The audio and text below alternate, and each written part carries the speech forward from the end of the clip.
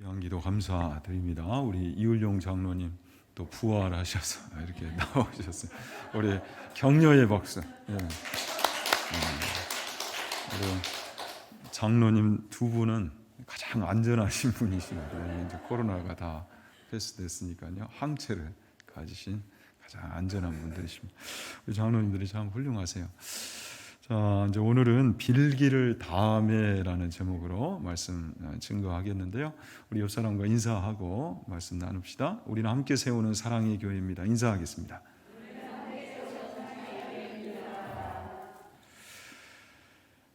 자, 이제 사도행전 강의 18번째 시간이에요. 이제 제법 이제 속도가 지금 붙고 있죠. 지난 시간 우리가 어떤 말씀 나눴습니까? 우리가 보고 들은 바를 말하지 아니할 수 없다. 복음의 증인은요, 복음을 말할 수 있는 자여야 하는 것이죠. 그런데 이 복음을 말할 수 있는 그 증거가 있다는 거, 이것이 얼마나 또 큰 축복인가. 그렇죠? 바꿔 말하면 내게 말할 수 있는 복음의 증거가 있다는 거. 이 복음의 증거 안에는 정말 세상 어떤 것과도 바꿀 수 없는 하나님과의 관계가 있고요.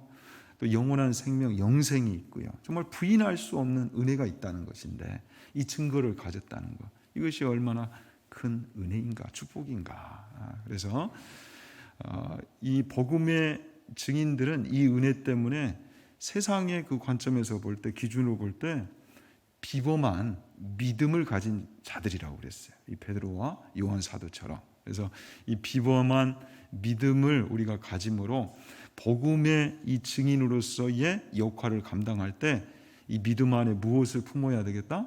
비범한 담력과 권위와 열매를 품어야 하겠다라는 말씀 지난 시간에 우리 함께 나눴죠. 아무쪼록 정말 우리는 복음을 감추지 않고 세상 가운데 드러낼 수 있는 그러한 비범한 복음의 산 증인 될 수 있기를 다시 한번 축원합니다. 오늘 또 주요 구절 3번 하겠습니다. 예수의 이름으로 이루어지게 하옵소서. 시작. 예수의 이름으로 이루어지게 하옵소서. 예수의 이름으로 이루어지게 하옵소서. 예수의 이름으로 이루어지게 하옵소서. 자, 우리가 지난 시간 또 사울 성품 주제도 압박을 견딤이라는 주제인데요.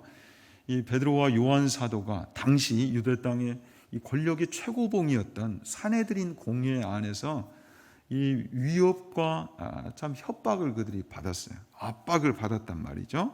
그래서 사도행전 4장 18절에 보면 그들을 불러 경고하여 도무지 예수의 이름으로 말하지도 말고 가르치지도 말라. 한마디로 복음의 증인되는 그 역할 내려놓으라는 거예요. 더 이상 하지 말라. 이렇게 위협과 강요라는 방식으로 그들에게 압박을 가하고 있는데 이때 베드로와 요한의 태도는 어땠습니까, 여러분? 19절 22절까지 쭉 보시면 베드로와 요한이 대답하여 이르되 하나님 앞에서 너희의 말을 듣는 것이 하나님의 말씀을 듣는 것보다 옳은가 판단하다. 자, 무엇이 맞다는 거예요? 당연히 하나님의 말씀을 듣는 것이 맞다라는 거죠. 그래서 복음의 증인되는 거 포기하라고 그러는데 그 포기할 수 있다 없다? 없다라는 거죠. 계속해서 그 역할, 하나님을 향한 자신들의 본분을 계속 감당하겠다라고 이야기를 하는 거예요. 그래서 우리가 보고 드는 것을 말하지 아니할 수 없다. 자, 이 내용의 이제 결과가 어떻게 마무리됩니까? 관리들이 백성들 때문에 그들을 어떻게 처벌할지 방법을 찾지 못하고 다시 위협하여 놓아주었으니 이는 모든 사람이 그 된 일을 보고 하나님께 영광을 돌립니다. 22절 이 표적으로 병 나은 사람은 몇 세? 40여 세나 되었더라. 자, 이게 함축적인 그 내용을 가지고 있죠. 40여 세. 자, 1, 2년이 아니에요. 이 나면서 못 걷게 되니 선천적 장인이었던 그는 40년 동안 못 걸었어요. 그리고 누구나 다 알 수 있는 이 성전 미문 앞에서 구걸하는 인생을 살았단 말이죠. 그렇다 보니 자타가 인정할 수밖에 없는 표적이었어요. 모든 사람들이 하나님께 영광을 올렸어요. 이 대중들의 시선 때문에 이 베드로와 요한을 감금했다가 이제 석방을 시킨 겁니다. 그러나 여러분, 지금 이 상황이 그냥 단순한 협박이고 압박이에요? 그렇지 않단 말이죠. 얼마 전에 이들은요, 그들의 주님이시고 스승이셨던 예수님을 가장 극악무도한 형이었던 십자가예요. 더할 나위 없이 끔찍한 그 십자가에 그 예수님을 못 박았던 장본인들이에요. 그들의 위협이란 말이죠. 베드로와 요한이 계속 갈릴리에서 고기만 잡았다면, 예수님의 제자가 아니고 복음의 증인이 아니고 계속 고기만 잡았다면 아마 투옥이라는 것은 전혀 근처에도 가지 않았던 그런 일일 수도 있어요. 그런데 예수님의 제자가 된 것 때문에, 복음의 증인이 된 것 때문에 지금 투옥이 됐단 말이죠. 그런 지금 위협을 받고 풀려난 겁니다. 여러분들 감옥 가니까 그 차이에 대해서 아시는지 모르겠어요. 교도소와 구치소의 차이를 아세요? 구치소는 어떤 곳입니까? 법원에서 판결을 내리기 전에 미결수들이 있는 곳이죠. 그리고 이제 법원에서 판결이 나면, 기결수가 되면 이제 교도소로 이감을 하죠. 그리고 유치장 같은 경우에는 파출소, 경찰서에 있는 곳이 잠시 감금을 하는. 저는 이 구치소, 교도소까지 큰 집은 안 가봤어요. 근데 유치장에는 제가 한번 끌려갔습니다. 터키에서 성경을 배포하다가 이전에도 말씀을 드렸지만 사복 경찰이 딱 AK 소총 보여주고 타라고 그러더라고요. 그래서 연행해서 하루도 아니에요. 반나절 있다 나왔어요. 그런데도 그 압박이라는 것이 참 대단합니다. 정말 짓눌려요. 야, 이러다 우리 어떻게 되는 거지? 지금 이 베드로와 요한 사도는 그런데 생명을 담보로 한 위협, 압박을 지금 받고 있다는 사실이죠. 자, 여러분, 이러할 때 분명히 우리의 신앙의 길 또한 사명의 길에는 압박이 있다고 그랬어요. 그런데 이 압박을 우리가 어떻게 대처할까? 그런 여러 형태의 압박으로부터 승리할 수 있는 비결은 무엇일까? 오늘은 이 부분에 대한 말씀을 좀 나누고자 합니다. 초대교회 그 성령 충만했던 교회는, 성도들은 이러한 세상의 압박을 어떻게 대처했는가? 두 가지를 우리가 살펴보기를 원하는데요. 자, 먼저 사도행전 이제 오늘 본문 4장 23절에 보면 이런 이제 상황을 가지고 베드로와 요한이 어디를 찾아가요? 교회로 찾아가죠. 그래서 신앙의 동료들, 믿음의 권속들에게 이 모든 사실들을 다 알립니다. 공유해요. 그때 그들이 먼저 대처했던 첫 번째 방법은 무엇이었냐면, 자, 기도했다는 거예요. 기도. 뭐였다? 기도했다. 성령 충만한. 그래서 세상의 이 압박으로부터 승리할 수 있었던 교회의 대처법은 먼저는 기도했다. 그래요. 초대교회는 기도로 충만했던 교회였어요. 24절에 보니까 그들이 듣고 한 마음으로 하나님께 소리를 높여 이르되. 자, 초대교회도 가만히 보니 어떤 기도가 있어요? 우리 한국 교회처럼 통성 기도가 있죠. 그런데 한 마음으로 부르짖었다는 거예요. 사랑하는 여러분, 진정 건강한 교회는 한 마음과 한 뜻으로 기도하고 또 간절히 부르짖어 기도하는 교회인 줄로 믿습니다.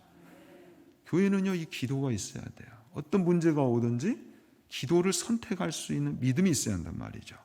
자, 그런데 그들이 어떻게 기도했는가 할 때에, 대주제여 천지와 바다와 그 가운데 만물을 지은 이시여. 자, 하나님을 분명히 창조주로 믿고 하나님께 기도하고 있죠. 그런데 대주제여, 이 호칭이 아주 신선해요. 대주제여. 영어 단어 중에 despot이라는 영어 단어가 있어요. 봉건 시대의 절대 군주를 지칭하는 그런 단어입니다. 그런데 그 단어가 여기서 파생이 됐어요. 대주제. 그러니까 그들은 천지와 바다와 그 가운데 만물을 지은 이 하나님을 분명히 창조주로 믿고, 모든 이 피조 세계의 절대 주권이 누구에게 있다는 거예요? 하나님께 있다는 거죠. 그러니까 그 하나님을 문제가 있을 때마다 찾아야 하는 이유가 여기에 있다는 거예요. 믿음의 대상을 어떻게 바라보느냐, 알고 있느냐에 따라서 우리의 믿음이 결정된다고 그랬어요. 그러니까 하나님을 어떻게 보고 지금 믿고 있어요? 모든 세상의 주인으로 믿고 하나님을 찾고 있단 말이죠. 그 하나님께로 가면 답을 얻는다, 못 얻는다? 얻는다는 사실이죠. 그래서 문제가 올 때 목숨을 담보로 하는 이 심각한 문제 앞에서도 무엇을 선택했다? 기도를 선택했다는 거예요. 그리고 지금 자신들이 처한 상황이 가만히 보니까 이 시편 2편의 상황과 비슷하다 이렇게 진단을 하고 있어요. 25절에 또 주의 종 우리 조상 다윗의 입을 통하여 성령으로 말씀하시기를 어찌하여 열방이 분노하며 족속들이 허사를 경영하였는고 세상의 군왕들이 나서며 관리들이 함께 모여 주와 그의 그리스도를 대적하도다 하신 이로소이다. 자, 그들은 분명히 세상 권력이 핍박을 가해올 때 하나님 우리에게 저 권력을 이길 수 있도록 더 큰 힘을 주세요, 더 큰 권력을 주세요 이렇게 기도하지 않고 먼저는 하나님을 찾았고 또한 말씀의 근거로 그들이 기도를 하고 있는 모습을 보여주죠. 하나님, 세상은 이렇습니다. 저들이 이전이나 지금이나 권력을 가지면 그 권력을 가지고 하나님을 대항한다는 거죠. 하나님을 인정하고 하나님 앞에 은혜를 구하는 것이 아니라 오히려 창조주, 이 만유의 주제이신 하나님을 인정하지 않고요. 그리고 하나님께서 보내신 구원자로 보내신 그리스도를 대적하는 모습을 보입니다. 지금도 상황이 그렇습니다. 그러나 어찌 대주제이신 하나님의 그 예정하신 계획을 무산시킬 수 있으며 어찌 메시아 되신 그리스도를 대항할 수 있는 세상 권력이 있겠습니까? 이 기도를 하는 거예요. 자, 그래서 누가 이긴다는 겁니까? 하나님이 결국은 승리하신다는 거죠. 그래서 우리는 하나님 편에 서겠다는 거예요. 그러니까 지금 상황이 그렇다는 거죠. 예수를 거슬러 하나님께서 생명의 주로 보내신 그리스도 예수를 지금도 이 사내들인 공회 세상 권력은 인정하지 않고 거부하고 있습니다. 이런 상황입니다. 그러나 이런 상황 속에서도 우리가 기도하는 것은, 기도를 선택한 것은 하나님을 우리는 찾고 하나님을 인정하는 믿음이 있기 때문입니다 라고 고백을 하는 거예요. 그러면서 그 믿음이 있기 때문에 하나님의 도우심을 간구하고 있는데 세 가지를 간구하고 있죠. 첫 번째는 29절에 주여 이제도 그들의 위협함을 구워 보시옵고. 자, 하나님 살펴달라고 기도하고 있어요. 두 번째는 종들로 하여금 담대히 하나님의 말씀을 전하게 하여 주시오며 여전히 복음의 증인으로서의 이 본분을 지킬 수 있도록 상황과 환경을 바꾸시기보다 나를 좀 강하게 해 주십시오. 교회를 더 담대하게 그렇게 세워 주십시오. 이렇게 기도하고 있어요. 세 번째는 손을 내밀어 병을 낫게 하옵시고 표적과 기사가 거룩한 종 예수의 이름으로 이루어지게 하옵소서. 자, 얼마 전에 나면서 못 걷게 된 이를 주의 이름으로 이렇게 세운 것처럼 여전히 교회가 복음을 세상 가운데 이 생명의 복음을 능력 있게 꺼내놓을 수 있도록 예수의 이름, 분명히 우리에게 그 힘의 원천이 있지 않습니다. 예수님께 있습니다. 그런데 예수님의 이름이 여전히 교회를 통하여 힘이 나타나도록, 그 능력이 나타나도록 이런 은혜를 부어주십시오 라고 기도하고 있어요. 자, 우리가 이 기도의 내용에 주목을 해야 되겠죠. 사랑하는 여러분, 분명히 우리는 어떤 어려움이 올 때 그 어려움의 원인이 제거되기를 많이 기도합니다. 그 기도도 필요해요. 그러나 우리에게 믿음이 있어 영안이 열리면 그 문제보다도 누가 더 크게 보여지는 거예요? 하나님이 더 크게 보여지는 거죠. 언제나 하나님은 문제보다, 내 삶의 문제보다, 내 인생의 문제보다 크시다. 그래서 하나님을 찾고요, 그 하나님의 능력을 의지하는 거죠. 그래서 성도란 어떤 존재인가 할 때에 우리가 압박을 견디면서도 배웠지만 성도란 그 모든 압박을 통해서 하나님을 찾고 그 고난의 과정 동안 하나님을 의지하는 법을 배워가는 그런 존재다. 그러니까 압박이 오면 이것은 어떤 사인이라고 그랬습니까, 여러분? 하나님을 찾아야 한다. 이 압박의 종류와 방식과 형태가 어떤 것이든 간에 압박이 오면 우리는 누굴 찾아야 되겠다? 하나님을 찾아야 되겠다. 하나님 앞에 기도해야 되겠다. 그럴 때 우리의 믿음이 살아있는 것이에요. 지금 초대교회가 그런 것처럼. 그래서 우리라는 존재는 압박, 짓누름이 조금이라도 있을 때마다 하나님께 달려가는 거예요. 하나님을 찾는 거예요. 근데 하나님은 능히 나를 그렇게 지키실 수 있는 분이시라는 거죠. 여기 굽어보시옵고, 이 단어에 여러분들 주목해 주시기 바랍니다. 자, 굽어보시다. 자, 에페이돈이라는 이 단어의 원형을 보면 이 에피, 위에서, 에이도, 보다라는 단어의 합성어예요. 이건 위에서 하나님이 우리를 보시는 거죠. 하나님이 우리를 보셔요, 안 보셔요? 사랑하는 자녀들 다 보고 계신다는 거예요. 이 믿음이 있다는 거죠. 굽어보시옵고, 우리가 흔히 사용하는 감찰하시다, 살피시다, 이런 하나님이라는 거예요. 우리를 고아와 같이 절대 내버려 두지 않으신다는 거죠. 하나님이 다 우리를 지켜보고 있어요. 그래서 하나님의 보호권 아래만 있으면 우리는 어떤 상황이든 간에 안전하다는 거죠. 이 믿음으로 지금 기도하고 있다는 거예요. 시편에 가보면 참 이 아름다운 하나님의 보호권을 이렇게 아름답게 표현하고 있습니다. 주의 날개 그늘 아래. 주의 날개 그늘 아래. 참 멋있는 표현이죠. 나를 눈동자같이 지키시고 주의 날개 그늘 아래 감추사. 시편 36편에도 저는 이 시편 36편을 참 좋아하는데 7절에 하나님이여 주의 인자하심이 어찌 그리 보배로우신지요. 사람들이 주의 날개 그늘 아래에 피하나이다. 그들이 주의 집에 있는 살찐 것으로 풍족할 것이라. 주께서 주의 복락의 강물을 마시게 하시리이다. 자, 주의 복락의 강물을 마시게 하시겠다. 여러분, 복의 근원이신 하나님이 흘려보내신 그 강물, 그 복의 강물을 마시는 자는 얼마나 풍족하겠어요. 저 에덴 동산에 4강이 흐르는데 그 강이 연상되지 않습니까? 그런데 하나님의 보호권 아래서 이 주의 복락의 강물을 마시는 자는 이렇게 좋다라는 거예요. 그래서 9절에 진실로 생명의 원천이 주께 있사오니 주의 빛 안에서 우리가 빛을 보리이다. 우리에게도 이 은혜 있기를 진심으로 축원합니다. 우리가 사모하십시다. 정말 주의 보호권 아래서 주의 복락의 강물을 마시우는 그런 인생 얼마나 좋습니까? 시편 91편에도 지존자의 은밀한 곳에 거주하며 전능자의 그늘 아래 사는 자요. 우리 성도는 이 은혜 안에 있어야 되겠죠. 전능자의 그늘 아래. 여러분, 맹금류 그 독수리가 병아리 한 마리 움켜쥐는 거 그 일도 아니겠죠.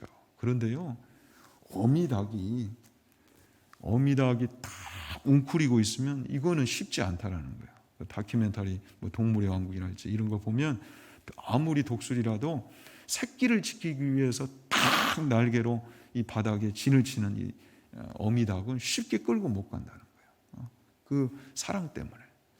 그런데 전능자의 그늘 아래로 피하면요 얼마나 안전하겠어요. 그곳이 우리의 피난처가 될 때는 어떤 압박이 와도 우리는 보호를 받는다는 사실이죠.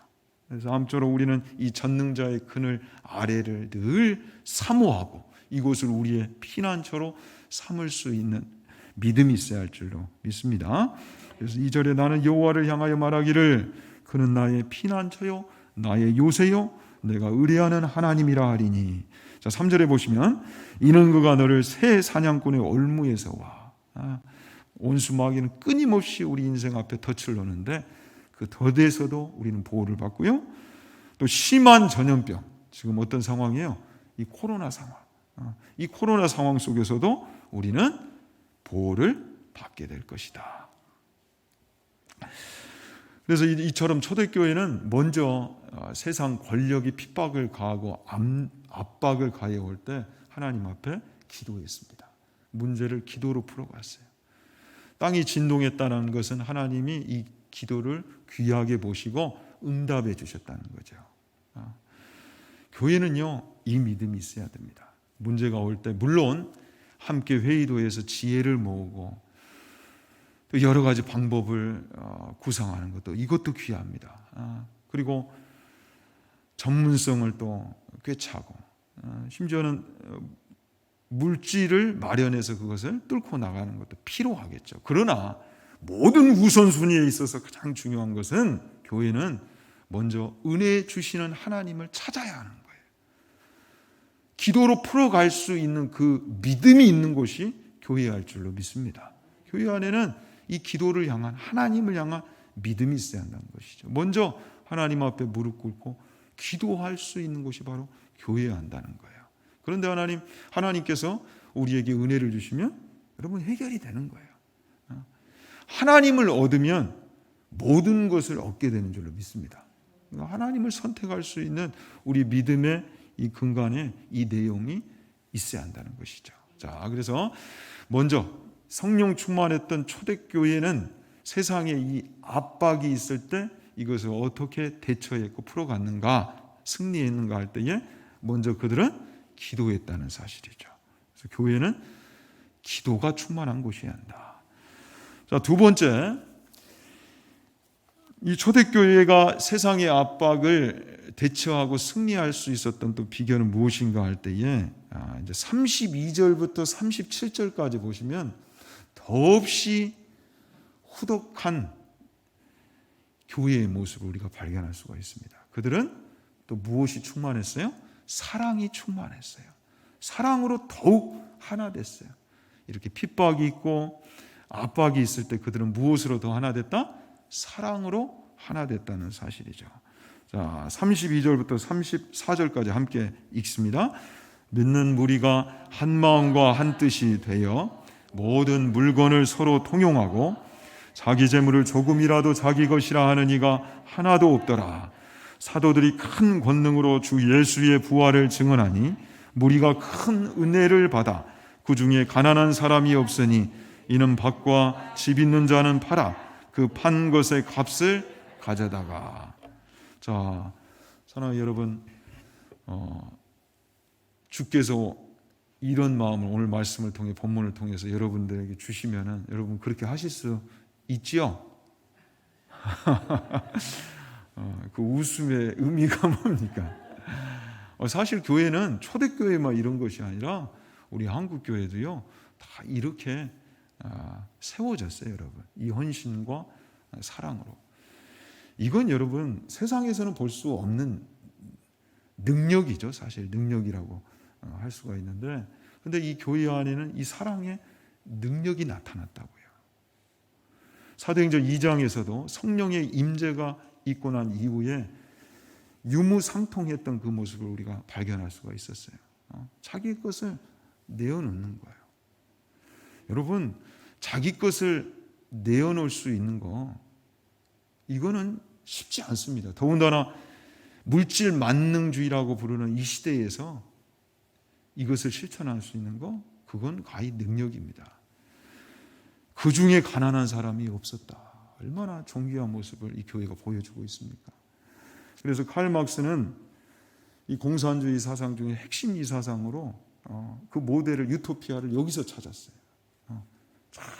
이게 천국이다. 이게 유토피아다.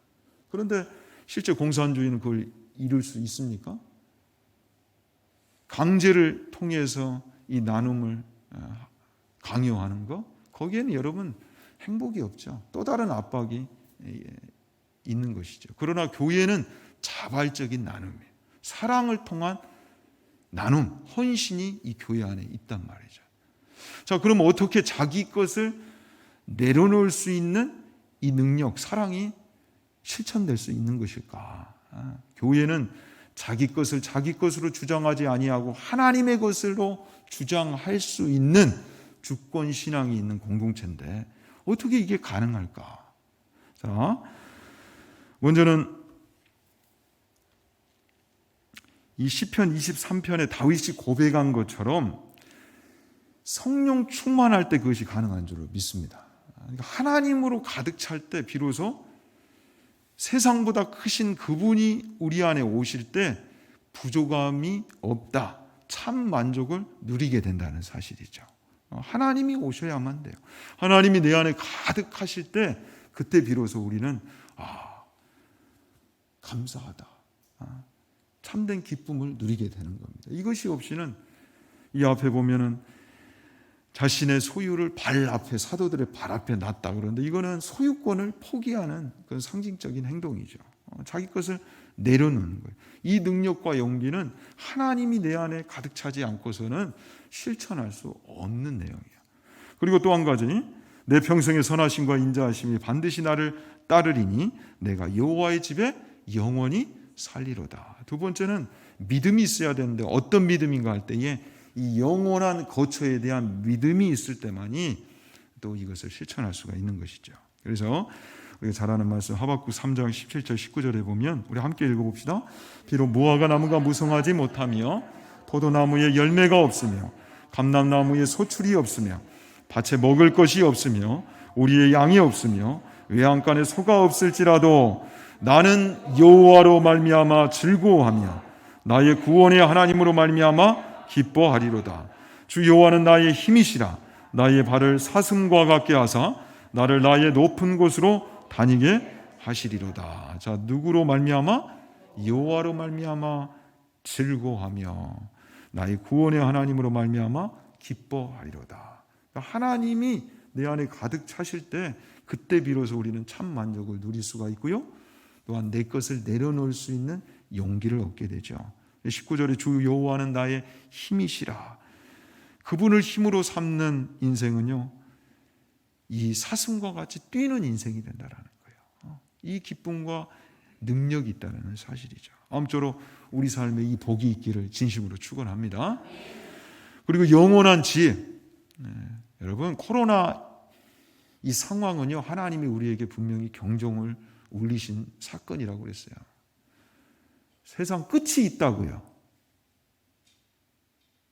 다시 한번요. 이 세상 영원하지 않고 끝이 있다고요.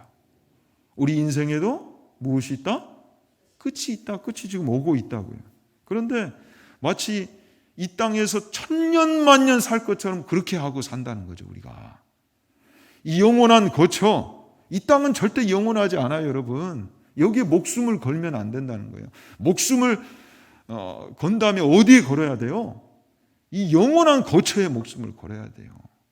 이 땅의 집은 잠시 우리가 머물다가 가는 나그네 집이에요.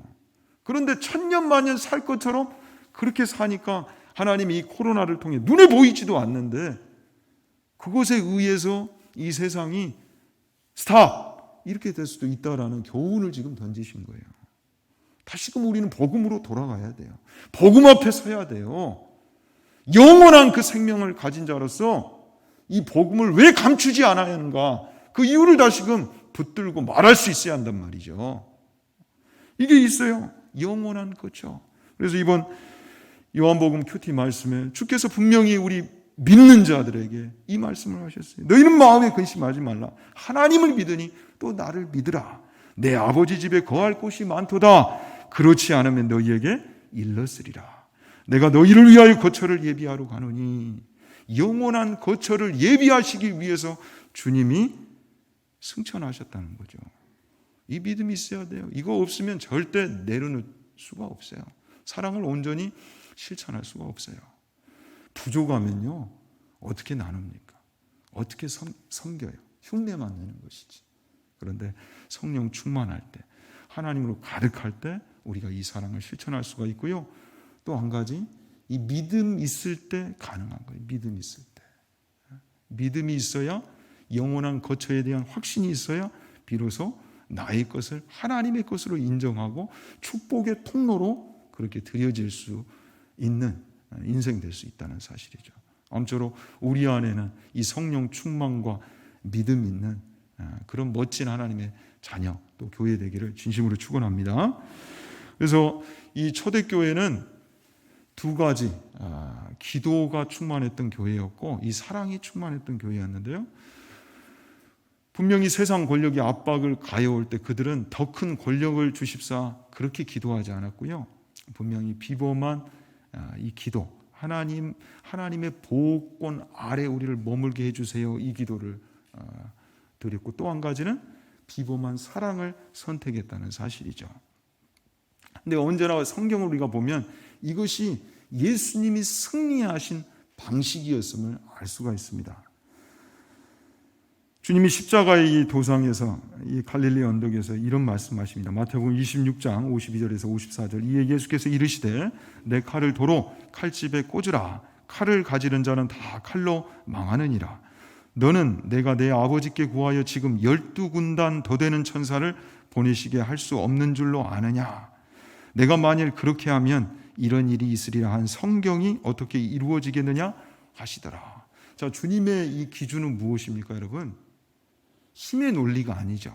세상 권력이 힘으로 우리를 압박하고 핍박을 가해올 때, 위협을 가해올 때, 강요할 때, 그때 예수님은 힘의 논리가 아니었어요. 더 죽이려고 달려드는 그들을 위해 오히려 죽음으로써 모두를 살리시는 길을 선택하셨단 말이죠. 이것이 예수님이 승리하신 방식이에요.